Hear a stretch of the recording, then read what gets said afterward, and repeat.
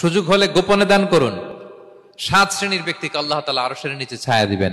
এর মধ্যে 1 শ্রেণীর ব্যক্তি হচ্ছে রজুলুন তাসাদ্দাকা বিসাদাকা ফাআখফাহা, যে গোপনে দান করে, হাত্তা লা তা'লামু শিমালুহু মা তুনফিকু ইয়ামিনু, এত গোপনে দান করে যে তার ডান হাত কি দান করেছে বাঁ হাত সেটা টের পায় না।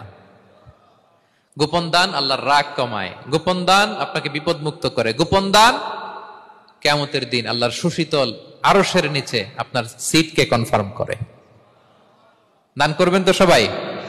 মদিনার সবচেয়ে গরিব সাহাবী বেলাল রাদিয়াল্লাহু তাআলা আনহু গায়ের জামাটা নিয়ে শুধু হিজরত করেছেন, উনাকেও বিশ্বনবী বলেন আনফিক বেলাল, বেলাল দান করো, লা তাখশা মিন যিল আরশি ইখলালা, আল্লাহর ধনভাণ্ডারে কমতি নাই, ঘাটতি নাই, ভয় পাও না, আল্লাহ তোমার বাড়ায় দিবে।